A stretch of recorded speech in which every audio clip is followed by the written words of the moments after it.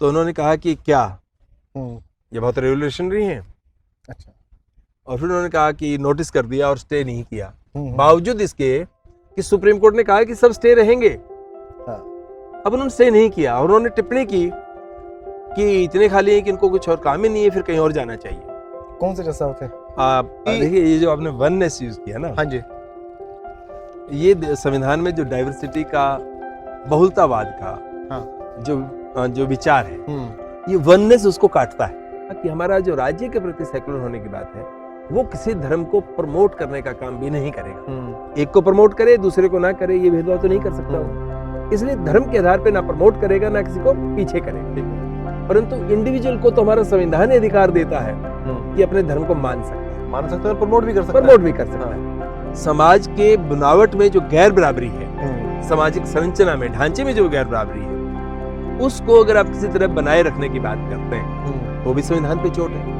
और इस देश में बड़ी चर्चा है, और ये नहीं खाना है कि यही खाना और ये नहीं खाना जो है, इस पे भी बड़ी चर्चा है। और ये तय करने की कोशिश की जा रही है कि हम जो बता रहे हैं वही आपको खाना है। हाँ, अभी जब सर यहाँ पर बातचीत हम कर रहे हैं, ये सेक्टर 16 का रोज गार्डन है चंडीगढ़ में, एशिया का सबसे बड़ा माना जाता है। यहाँ पर बहुत ज्यादा प्रजातियां हैं गुलाब के फूलों की, लेकिन ऐसा नहीं है कि यहाँ पर सिर्फ गुलाब के ही फूल हैं, यहाँ पर और फूल भी हैं। और ऐसा भी नहीं है कि गुलाब का फूल अगर है तो सिर्फ एक ही रंग का है, अलग अलग रंगों के गुलाब है, अलग अलग रंगों के फूल हैं। उसके बावजूद ये गार्डन एक है जो उसको बांध के रखता है। तो हमारा देश भी एक ऐसा ही गार्डन, एक ऐसा ही गुलदस्ता है, और यही उसकी खूबसूरती है। दोस्तों, अंग्रेजों के जाने के बाद भारत महज आज़ाद नहीं हुआ था, बल्कि एक नए भारत का जन्म हुआ था। क्योंकि जिस भारत को अंग्रेज अब छोड़ के जा रहे थे, ये वो भारत नहीं था जिस पर अंग्रेजों ने कब्जा किया था। पुराने भारत में तो भयंकर गैर बराबरी थी, सामंतवादी कुरीतियाँ थी, छुआछूत थी, महिलाओं को उनके अधिकार नहीं थे।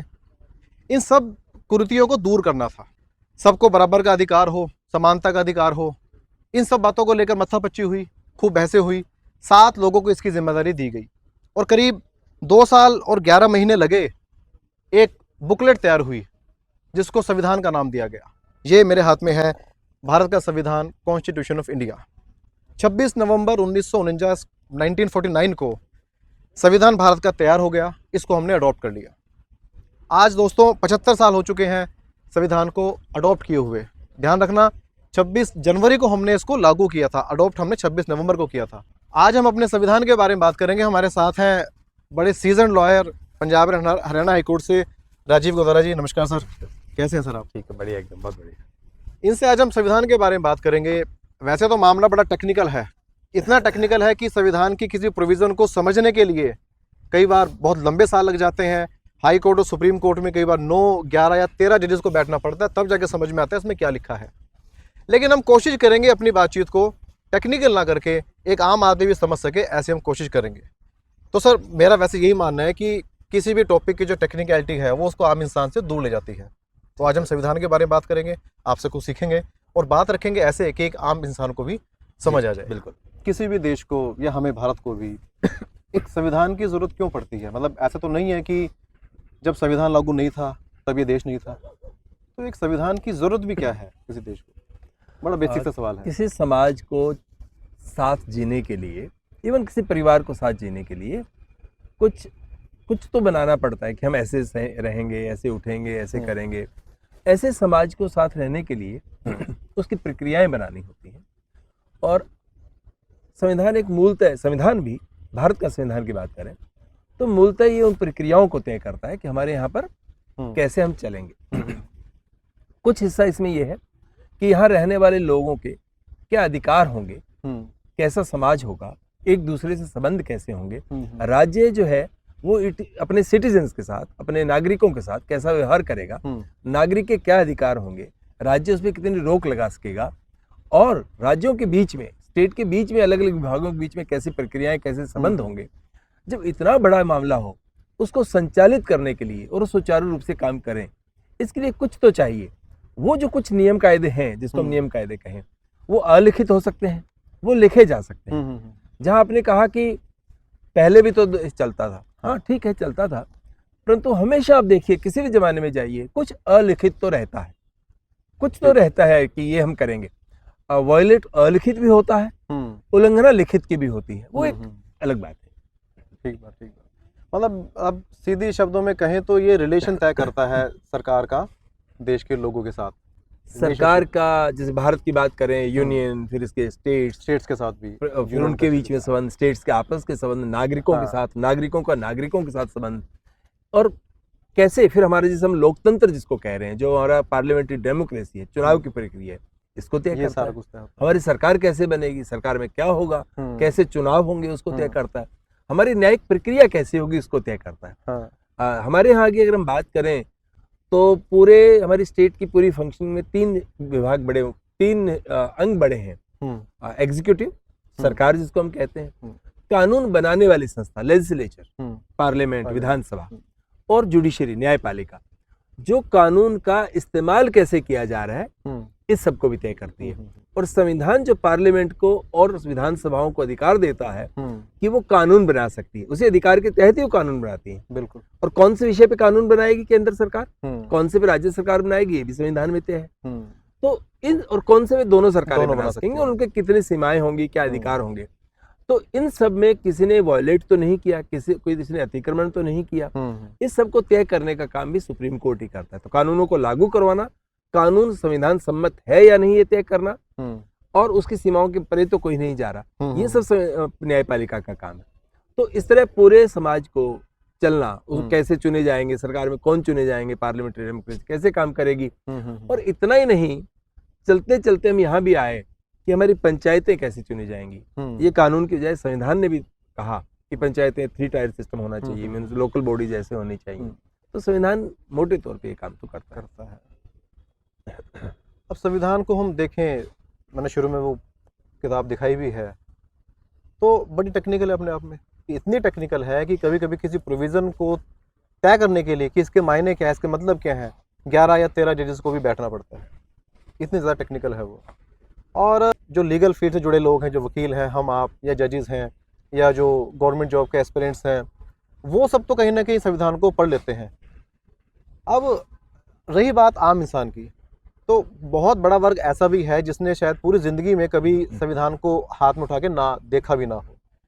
अब क्योंकि इसमें अधिकारों की बात है, एक आम इंसान के अधिकारों की बात है, लेकिन आज तक उसके हाथ में वो संविधान आया भी नहीं है, तो एक आम इंसान के लिए जो रेलेवेंसी है इसकी, और आज का टॉपिक भी हमारा यही है कि आम भाषा में एक आम इंसान संविधान को कैसे समझे, कैसे अपने आप को जोड़े उसके साथ। विपिन भाई, एक तो संविधान का जो प्रासंगिकता सर, कॉफी आप नहीं लेंगे? पक्की बात नहीं, है। हाँ, मैं नहीं लूंगा। चलिए।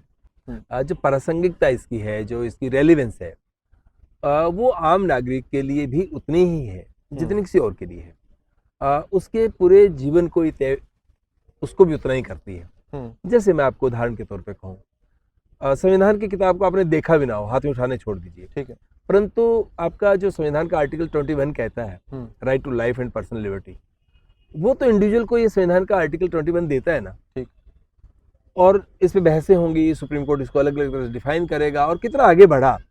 एक सामान्य व्यक्ति को पुलिस वाले कहीं से भी झूठे आरोप में फंसा देंगे, उठा के पकड़ लेंगे, जेल में डाल देंगे। इस पे तो हमने देखा कि लगातार जजमेंट्स आए, है ना। संविधान के उसी अनुच्छेद का जिक्र करते हुए आगे उसको एक्सपेंड किया गया। राइट टू लाइफ, जीने का अधिकार और अपनी व्यक्तिगत आज़ादी का जो विचार है, लिबर्टी का जो सवाल है, इसका एक्सपेंशन सुप्रीम कोर्ट की जजमेंट्स में भी आया। इसकी परिभाषाएं बदली, समाज ने भी बदली। आपकी लाइफ, मतलब अगर उसमें डिग्निटी नहीं है तो क्या लाइफ है वो? तो मैं और आप यहाँ बैठे हैं, जिंदा है हम, क्या ये काफी है? मतलब अगर हमें यहाँ बैठने का अधिकार नहीं है तो क्या जिंदगी है? हमारी डिग्निटी होगी कि नहीं होगी? ये आपका और मेरा मामला नहीं, बल्कि उसका भी मामला है जिसने कभी संविधान शब्द नहीं सुना होगा, ठीक है। इसलिए संविधान के प्रावधान उसके जीवन को भी प्रभावित करते हैं, उसके जीवन पे भी असर डालते हैं। मेरी समझ में उसको कैसे बेहतर बनाया जा सके उसका काम करते हैं, पर इसकी वायलेशन भी होती है, और जब वायलेशन होती है तो उसको बेहतर नहीं भी बनाते हैं। एक दूसरा, सिर्फ संविधान ही नहीं, दुनिया का कोई नियम कायदा, दुनिया का कोई विचार सिर्फ इस बात का मोहताज नहीं होता कि वो जहां लिखा गया है उस किताब को किसी ने हाथ में लिया कि नहीं लिया। उसकी आवाज जो है, उसकी ध्वनि जो है, उसका प्रकाश जो है, वो उसके हाथ में उठाने और उस शब्द को सुनने से परे भी होता है। ये बात कि भैया तुम मुझे रात चलते मुझे रंगी लगाकर गिरा नहीं सकते, अब धक्का नहीं दे सकते, ये किसी ने संविधान नहीं भी पढ़ा होगा नाम भी नहीं सुना होगा, वो भी ये जान सकता है। और ये जानता कैसे है? ये समाज में हमारे विचार जिस तरह से प्रफुल्लित हो रहे होते हैं उससे जानता है। उसे बहुत सारे लोग काम करते हैं, बहुत सारे लोगों ने इस पे काम किया है, बहुत सारे लोग इस विचार को रखते हैं। पूरा साहित्यकार जो इस पे काम कर रहा है, कितना बड़ा सेक्शन काम कर रहा है, बहुत आइडियोलॉग ने इस पे काम किया है, विचारशील लोगों ने लिखा है। और फिर हमें ये बात करें कि जो इतनी बातें हमने जिक्र किया संविधान में लिखी गई, ये बहुत सारे विचार संविधान में लिखे जाने से पहले से एग्जिस्ट करते थे।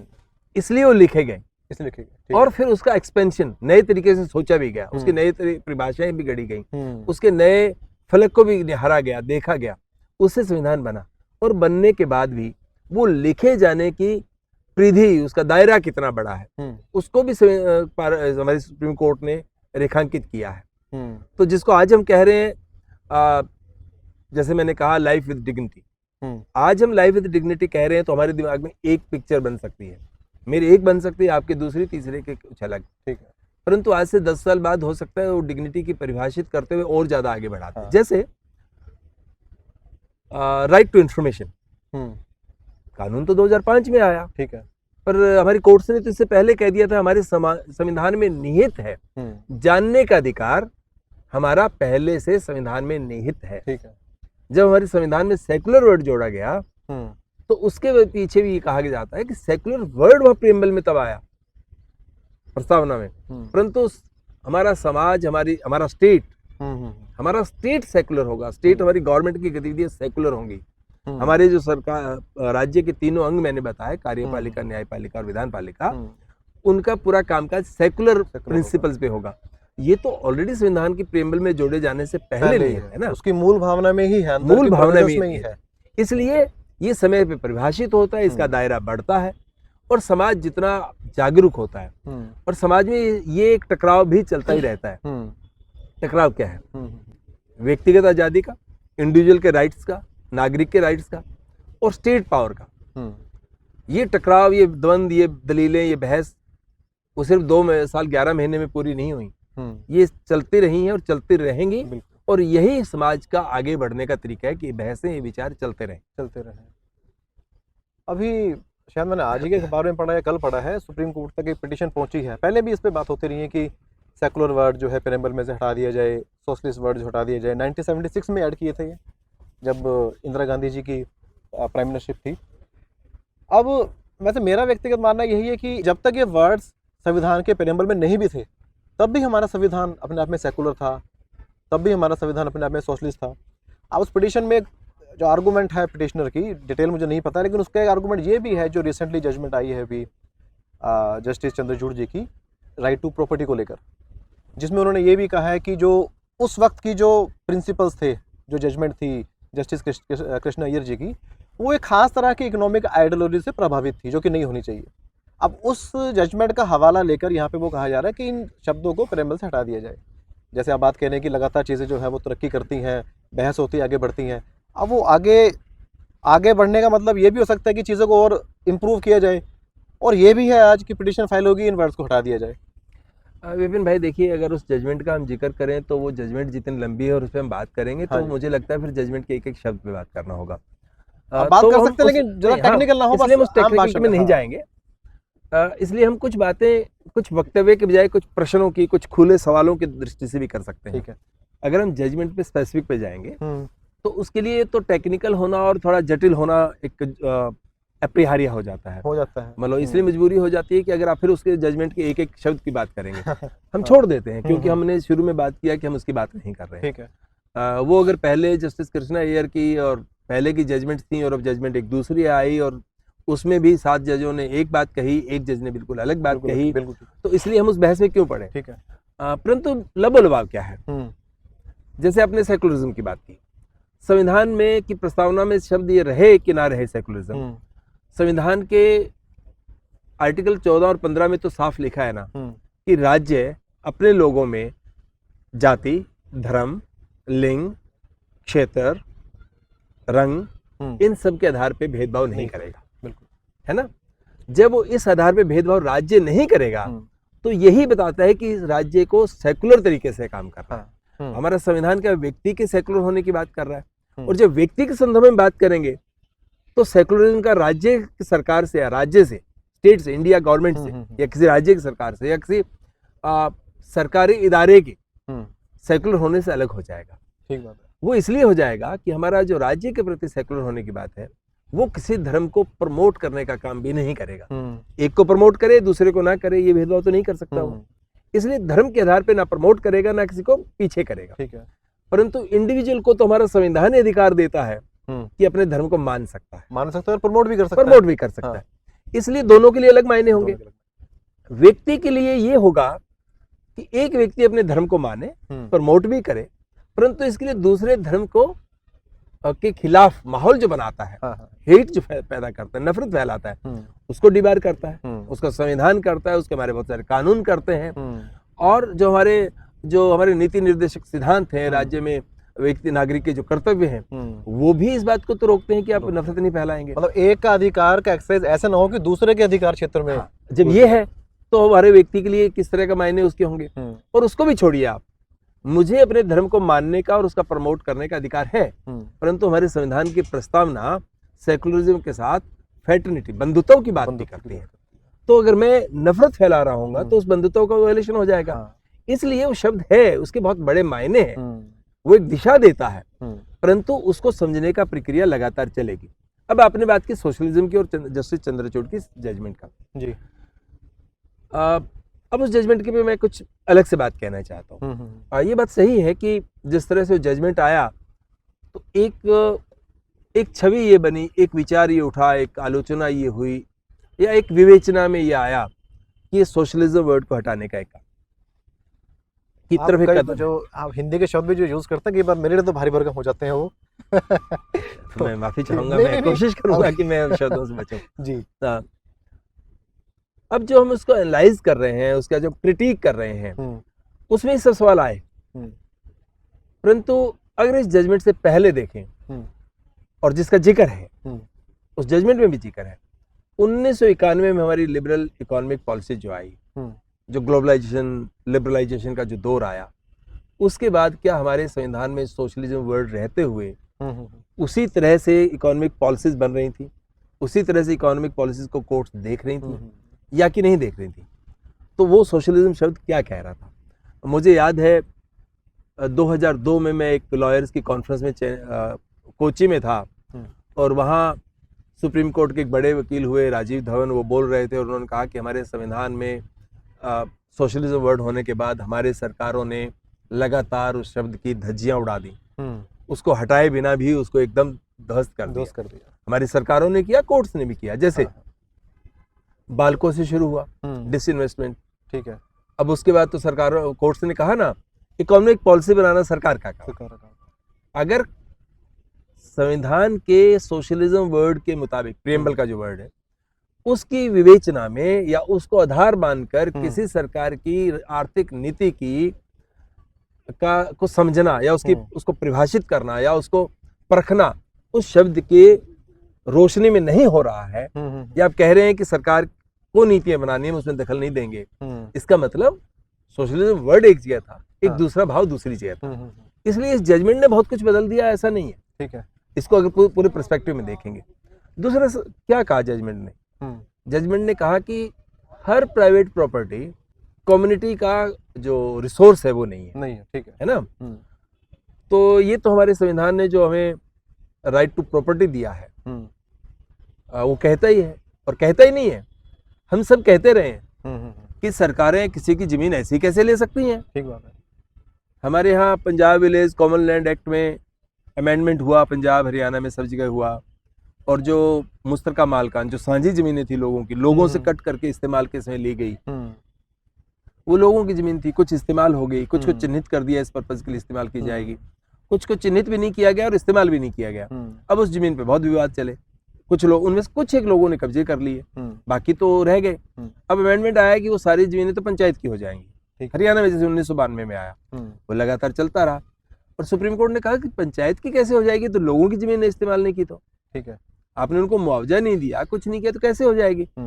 सो ये जो हमारा आर्ग्यूमेंट है कि मेरा राइट टू प्रॉपर्टी है, आप मेरी जमीन मुआवजा देकर मुझसे ले सकते हैं, ऐसे नहीं ले सकते। ये आर्ग्यूमेंट ही इस जजमेंट के जो अभी जिसका हम जिक्र कर रहे हैं हाँ जी। जस्टिस चंद्रचूड़ की, इस बात की तरफ ले जाती है। हम्म, एक आर्गुमेंट ये हाँ है। जी। दूसरा आर्गुमेंट ये है जिसका उन्होंने जिक्र किया, और 2 जजों ने तो कहा कि जस्टिस चंद्रचूड़ और बाकी 6 जजों ने हम्म, जो जस्टिस कृष्णा अय्यर पे टिप्पणियां की वो नहीं होनी चाहिए हम्म, थी। मोटा इतराज एक का तो बिल्कुल यही था, 8वें हाँ जज जी। का। तो 9वें ने अलग राय भी दी, हम्म, परंतु आर्ग्यूमेंट एक तरह से उन्होंने इस तरह से रखा, हम्म, और जिन्होंने कहा कि जस्टिस चंद्रचूड़ के बारे, जस्टिस कृष्णा अय्यर के बारे में ऐसी टिप्पणियां नहीं होनी चाहिए थी, उनका तर्क क्या है? हम्म, उनका तर्क ये है कि उस दौर की हमारी इकोनॉमिक कंडीशंस, हाँ जी। इकोनॉमिक पॉलिसीज हम्म, और उस दौर की इकोनॉमिक स्ट्रक्चर एक तरह था। हम्म, उस दौर में अगर हमारे जजेस ने, उस समय के जजेस ने कुछ हम्म, जजमेंट दिया, तो उस पर कोई टिप्पणी आज के दौर में नहीं की जा सकती, और वो क्योंकि भी आज इस उसको तरह से, समझा नहीं जा और सकता, वो भी इस तरह से जैसे की गई क्योंकि है। उसे आज समझा नहीं समझा जा नहीं जा सकता। So that was the argument. हाँ जी। सो ये नहीं है कि नहीं जी वो अंतिम चीज वो है। हाँ, हाँ। और फिर अगर एक बात कहें, वर्ड यूज किया है इस जजमेंट में, जो मेजोरिटी जजमेंट है, हम्म, इकोनॉमिक डेमोक्रेसी, ठीक है। एक शब्द इस्तेमाल हुआ। हम्म, उसको कैसे देखेंगे? आज जो प्राइवेटाइजेशन का दौर आया और इकोनॉमिक समृद्धि का दौर आया, का आर्गुमेंट आया, उसके साथ उसको कहाँ रिलेट करेंगे? एक तरफ ये संदर्भ है और दूसरी तरफ एक और संदर्भ है, और बहुत खतरनाक है और बहुत डरावना भी है। मैं आपको हमारे राजनीतिक जो माहौल है उससे उदाहरण दे रहा हूँ। हाँ जी। कांग्रेस के विदेश में काम करने वाला एक कोई सेल बना हुआ एक ऑर्गेनाइजेशन है, उसके हेड हैं शायद पित्रोदा, सैम पित्रोदा। उन्होंने लोकसभा चुनाव से पहले कहीं कहा कि जमीनों का या रिसोर्सेज का बंटवारा ठीक से किया जाना चाहिए, या कुछ ऐसा बयान दिया उन्होंने। और दूसरी तरफ राहुल गांधी जो कहते हैं कि पहले हम जाति जनगणना की बात कर रहे हैं और एक एक्सरे हो जाएगा किसके पास कितने संसाधन है, तभी तो चीज़ों को सही से हम तय कर पाएंगे। तो इस पर एक अटैक होता है कि इसका मतलब आप कह रहे हैं कि पहले ये हो जाएगा एक्सरे, फिर कुछ की जमीनें लेकर लोगों को बांट दी जाएंगी, दे दिया इतनी बात नहीं कही। डराया तो ऐसे गया कि अगर तुम्हारे पास 2 भैंस है तो एक खोल के ले जाएंगे। सो उस आर्गुमेंट को कैसे मिसप्लेस किया गया, हाँ जी, हाँ जी। है ना। अब इस आर्गुमेंट को दूसरी तरह से देखिए कि टैक्स तो हम सब देते हैं। अभी आप कॉफी पी रहे हैं, हाँ जी। इस पे भी टैक्स है। आप माचिस खरीदते हैं, उस पे भी टैक्स है। अब कौन सी चीज है जिसपे टैक्स नहीं है? कौन सी चीज है जिसपे जीएसटी नहीं है? तो आप जितना इस्तेमाल करेंगे, जो चीज इस्तेमाल करेंगे, उस पर टैक्स दे रहे हैं। अब आप पे आपके रिसोर्सेज को ले लेना और बांट देने का जो विचार है, इसको इस पे अगर देखें कि जिनके पास जितने रिसोर्सेज हैं उन पे टैक्स उतने ज्यादा होंगे, और वो टैक्स का जो पैसा आएगा वो तो वेलफेयर स्टेट के काम आएगा। एक वेलफेयर स्टेट के जो काम है कि लोगों के लिए ये करेगा, ये करेगा, ये करेगा, उसमें इस्तेमाल होगा। तो फिर आज आप क्या कह रहे हैं कि ये तो 2 भैंस में से 1 भैंस ले ली जाएगी? क्या कह रहे हैं? मतलब कितना, इसलिए कोर्ट्स ने क्या कहा है, सरकारें क्या कर रही हैं, रिटर्न में क्या है, कोई वायलेशन क्या कर रहा है, इस पे गंभीर चर्चा होने की बजाय अपनी अपनी तरह से इसकी परिभाषा देने की और इसको समझने समझाने की कोशिशें हो रही हैं। ये भी बोलने की आजादी जो संविधान देता है उसी के तहत हो रही है। ठीक बात है। अब इसका बेजा इस्तेमाल हो रहा होगा, परंतु आप और मैं ये नहीं कह सकते। देखिए, इस तरह से परिभाषित करने वालों पे कि बोलने पे रोक लगा दी जाए, ये भी बड़ा खतरनाक विचार हो गया। तो संविधान की उल्लंघन नहीं होगी। रिस्ट्रिक्शंस तो है ही।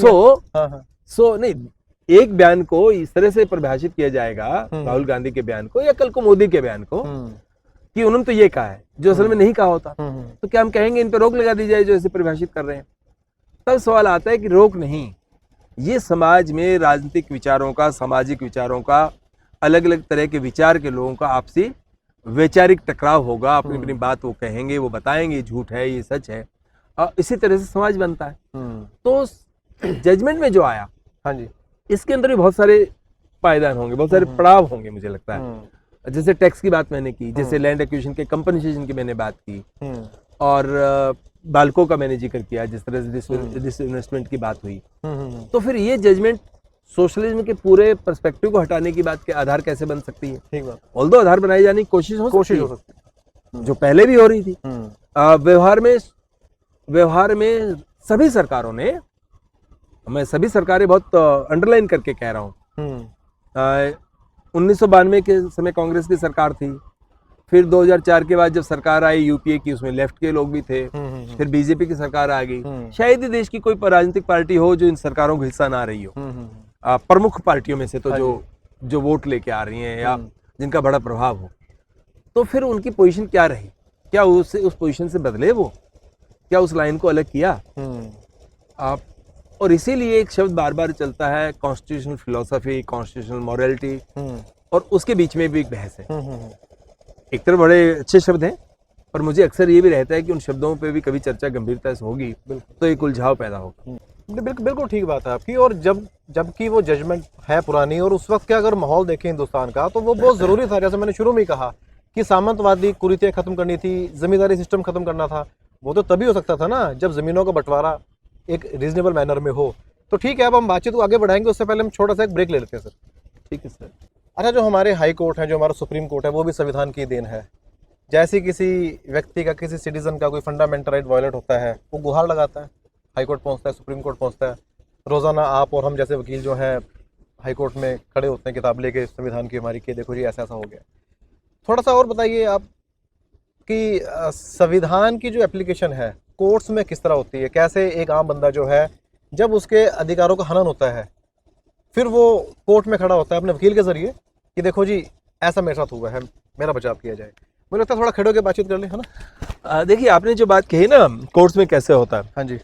एक तो हर रोज कोर्ट्स में ऐसा नहीं होता कि संवैधानिक रूप से हमारी कोर्ट्स ने पहले व्याख्या दे दी है और रोज कोर्ट कह देती हूँ कि हम तो संविधान को नहीं मानते। हाँ जी। ऐसा नहीं कहा जाता। इसलिए कोर्ट्स में लिखित में कहे अनुसार संविधान की पालना ही हो रही होती है। ठीक है। अब व्यवहार की बात करिए। हाँ जी। व्यवहार का मसला ये है कि किसी की गिरफ्तारी हुई, हाँ। और उस गिरफ्तारी पे आप सवाल उठा रहे हैं और आप कह रहे हैं कि हमारे देश के संविधान के परिभाषित करते हुए सुप्रीम कोर्ट ने जो फैसले दिए हैं उनकी पालना नहीं की गई।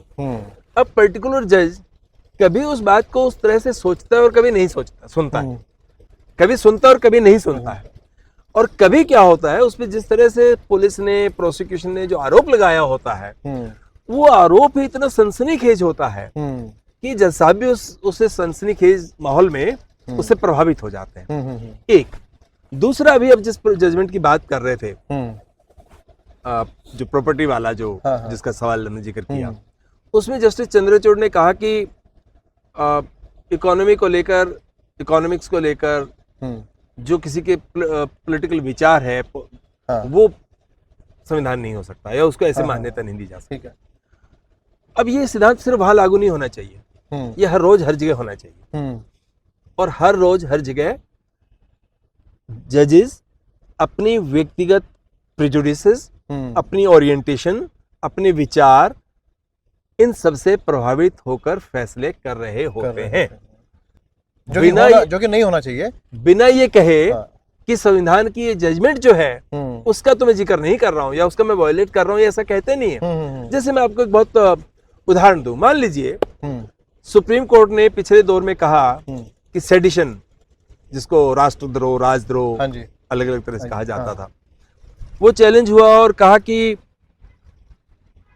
उसमें एक 1962 में फैसला आया था केदारनाथ का, जिसमें कहा गया था कि जब तक कोई डायरेक्ट वायलेंस की बात नहीं कर रहा, कुछ ऐसा नहीं होता, तो आप इसको सेडिशन नहीं बना सकते, सिर्फ बात कहने को नहीं। अब सुप्रीम कोर्ट अब आया कि केदारनाथ के फैसले में जो कहा गया था उसको पुनः देखा जाए, फिर से देखा जाए, उस पर विचार किया जाए कि काफी नहीं है। और उसमें सुप्रीम कोर्ट ने कहा देश भर में जहां भी सेडिशन के केस चल रहे हैं, नए केस दर्ज नहीं होंगे, जो चल रहे हैं वो स्टे रहेंगे, उनकी प्रोसीडिंग स्टे रहेगी। अब हरियाणा के मेवात का एक केस आया जिसमें नीचे सेडिशन लगा दिया गया, और सेडिशन बड़े अजीब से तरीके से लगा दिया गया।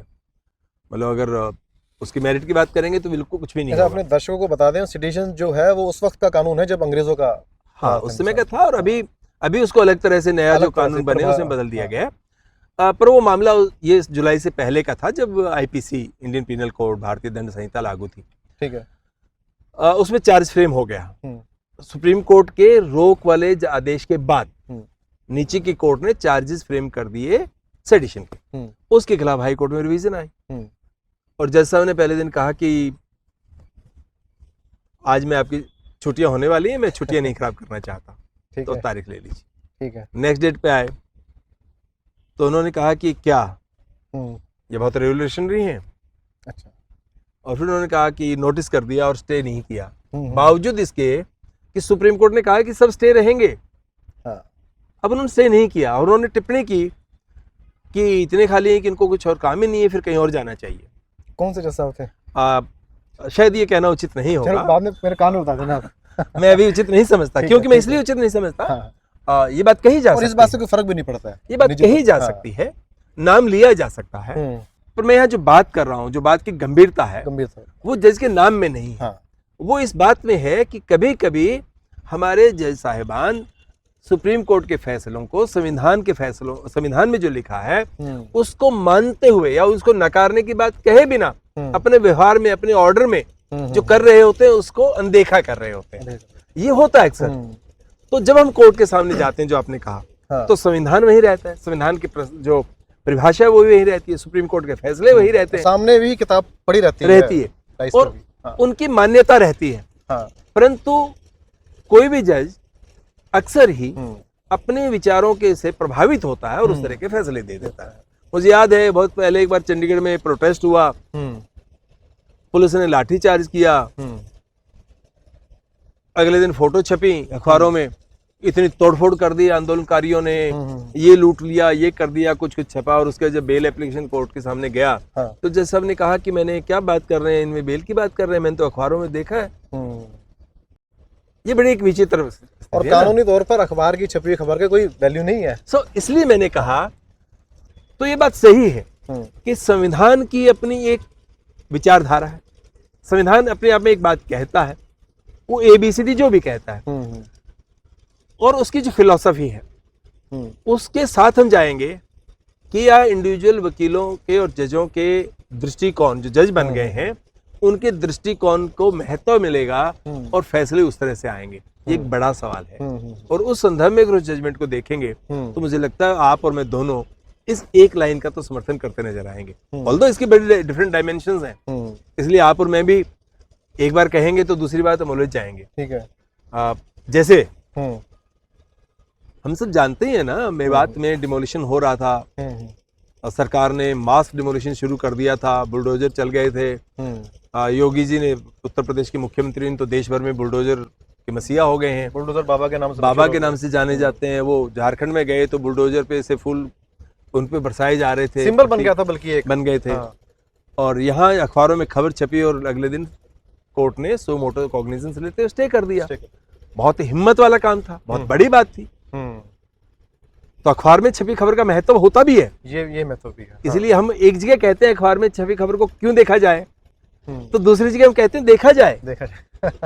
ठीक है। हम अपने आप में कितना ऑब्जेक्टिविटी के साथ बात कर पा रहे होते हैं, या क्या आपके और मेरे भी जब वकील होने के नाते या संविधान की बात करते हुए, संविधान के दायरों की बात करते हुए, हम अपनी ओरिएंटेशन, अपनी पॉलिटिकल विजन, अपनी पॉलिटिकल अंडरस्टैंडिंग, अपनी पॉलिटिकल आइडियोलॉजी, उनसे कितने परस्यूड होते हैं और कितना उससे ड्रिवन होते हैं। ठीक है। ये लगातार चलता है और यही मानवीय स्वभाव भी है। इसलिए बहुत ही पेचीदा सवाल रहता है कि जज भी अपनी मान्यताओं से और अपनी समझ से और इनसे जहां टकराव होगा उनसे कैसे प्रभावित होगा और नहीं होगा। ये एक बड़ा चैलेंज है। इसके बीच में लाइन क्रॉस अक्सर होती रहती है और उस क्रॉस होती लाइन पे लंबी सामाजिक चर्चाएं, राजनीतिक चर्चाएं, सामाजिक और न्यायिक दायरों में, वकीलों में, उन सब में चर्चाएं जितनी गहरी होंगी, जितनी ज्यादा बात होगी और गंभीर बात होगी, लाउड नहीं मैं कह रहा हूँ, उतना ही शायद ज्यादा हम बेहतर तरीके से इस पे काम कर पाएंगे। इसका और दूसरा कोई उपाय हो नहीं सकता।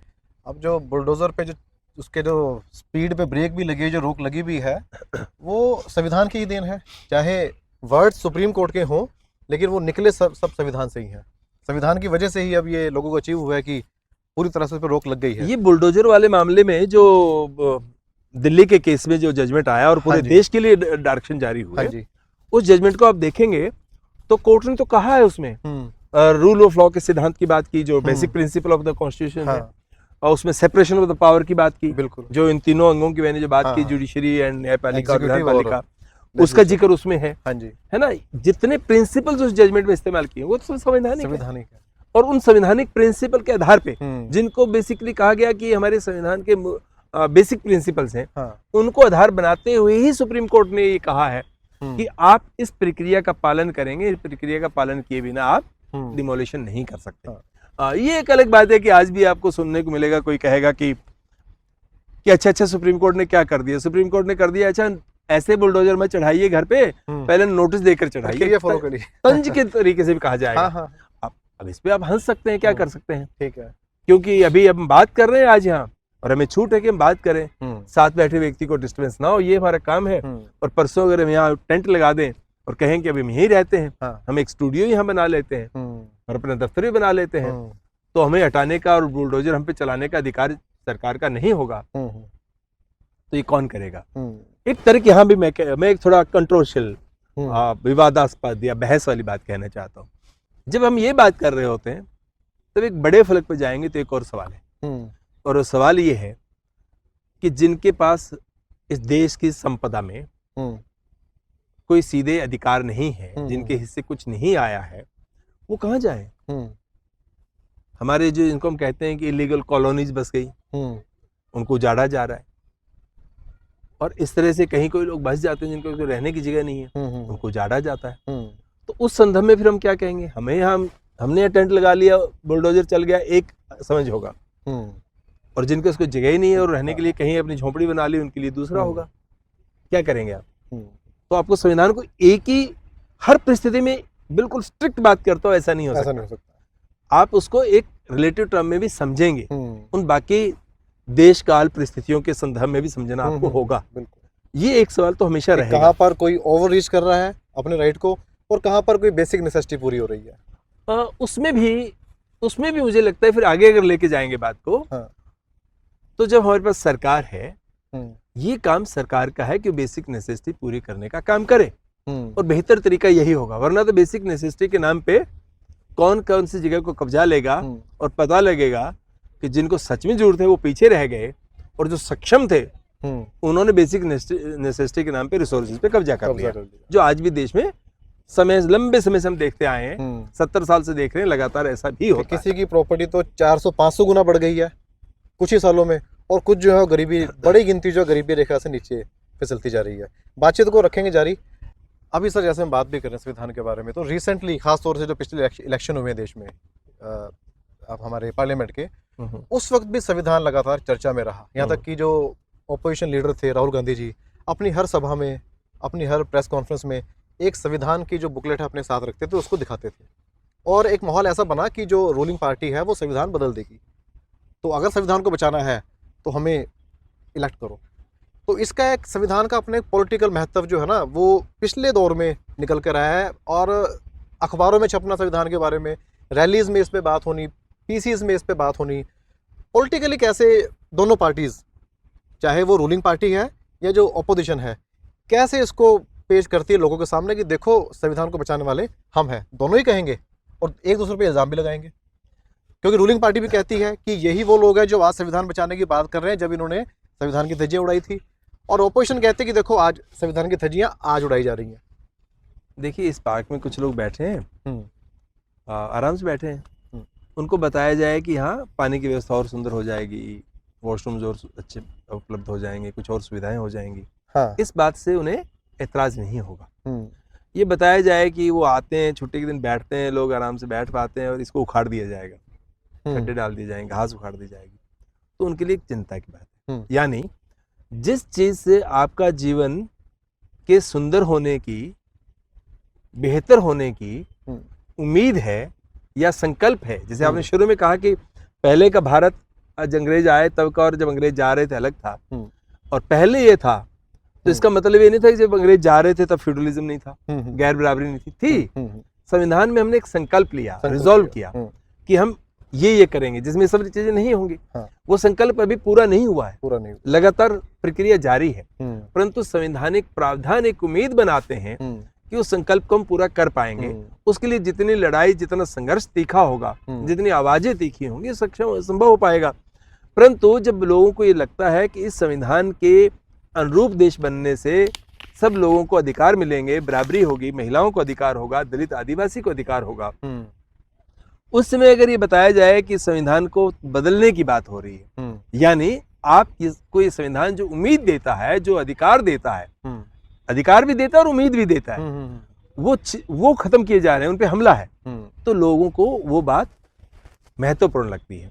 और भारतीय जनता पार्टी की सरकार, जिसके खिलाफ ये कहा गया कि अगर आए तो संविधान बदल देंगे, उसमें रियल सेंस में कुछ खतरे बताए गए और जो सच में हैं भी।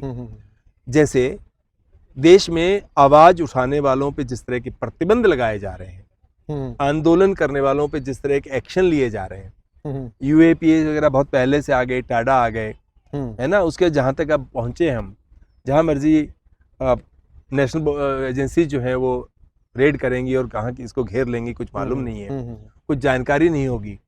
उमर खालिद से लेकर सर्जिल इमाम के केस हम सबको मालूम है, भीमा कोरेगांव के केस मालूम है, ट्रायल चलते रहेंगे, जमानतें नहीं होंगी। यानी ये कुछ उदाहरण नहीं है, ये उदाहरण ये बताते हैं कि अगर आप बोलेंगे, आप विचार करेंगे, आप संघर्ष करेंगे, आपकी आवाज़ दबा दी जाएगी। और संघर्ष किसको करना है? जिसको अभी संविधान की जो एक कल्पना है, संविधान की जो इच्छा है, संविधान का जो ऑब्जेक्टिव नहीं पहुंचा उसको प्राप्त करने के लिए आवाज उठाने वालों पे उसकी मार है। एक दूसरा, समाज के बनावट में जो गैर बराबरी है, सामाजिक संरचना में, ढांचे में जो गैर बराबरी है, उसको अगर आप किसी तरह बनाए रखने की बात करते हैं तो भी संविधान पे चोट है। आप आदिवासियों के अधिकार छीनेंगे और आपके कॉर्पोरेट जाकर वहां कब्जा कर लेंगे, बोलने नहीं दिया जाएगा, तो उन पे हमला है।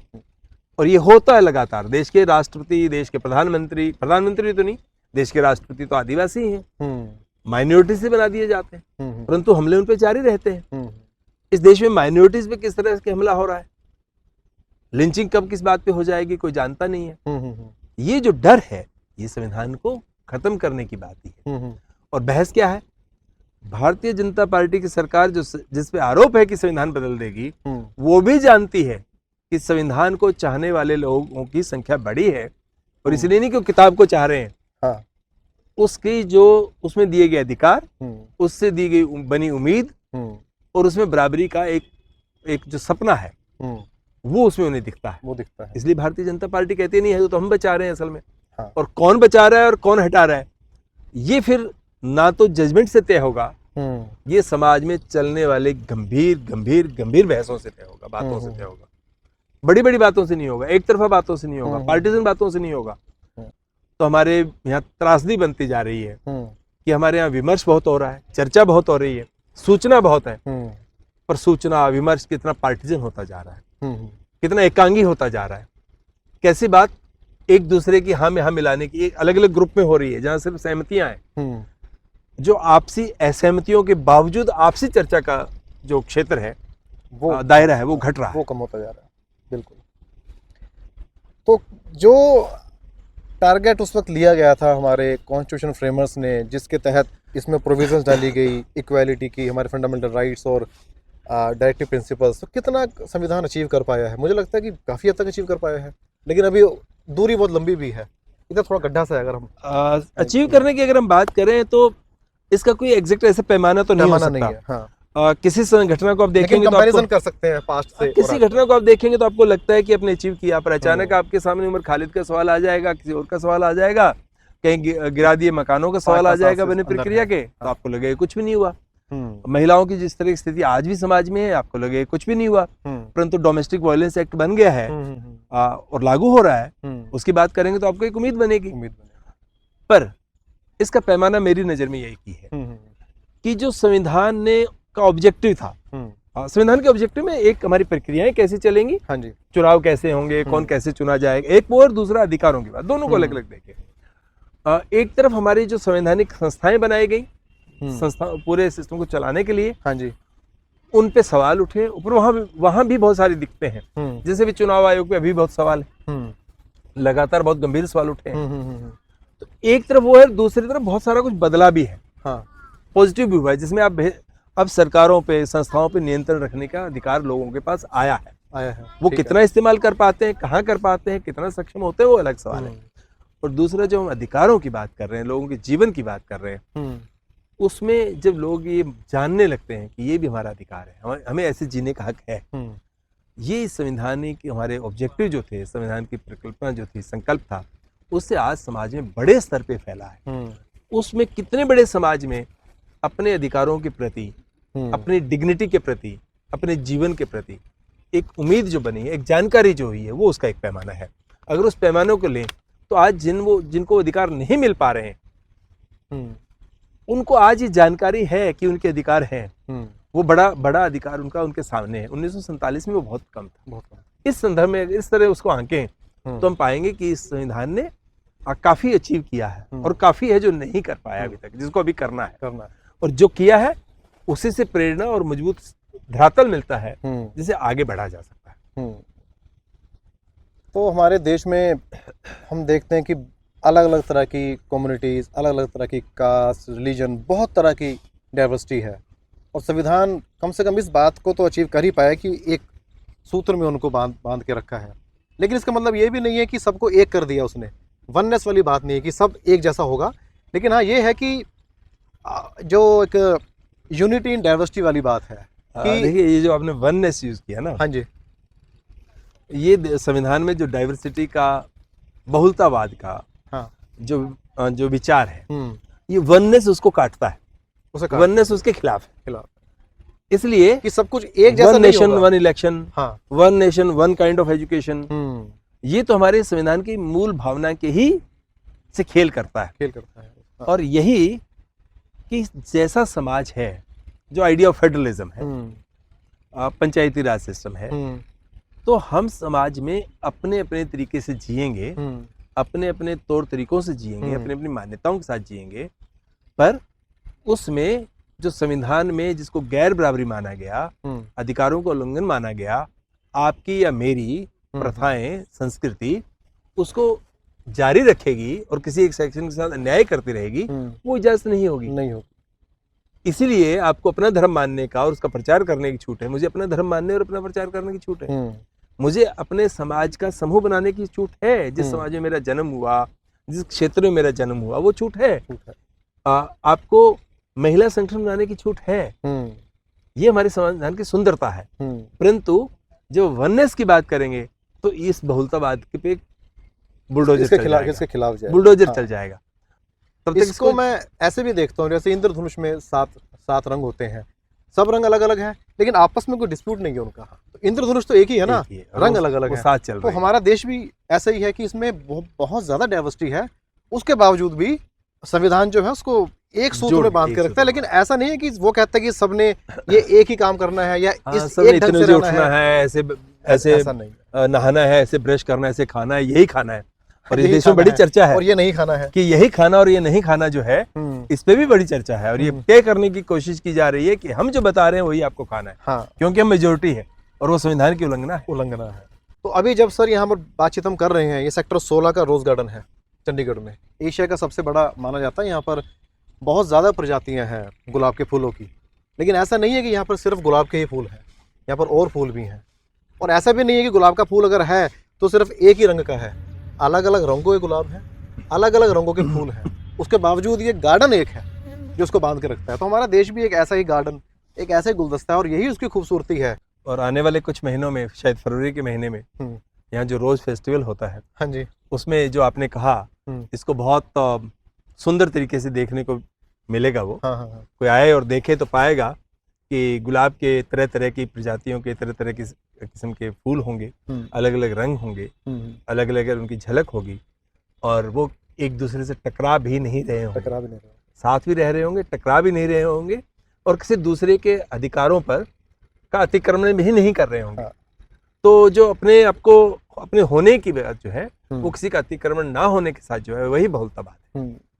ठीक है सर, ठीक है, बहुत बढ़िया, थैंक यू, आपसे बात करने का मौका मिला। शुक्रिया सर।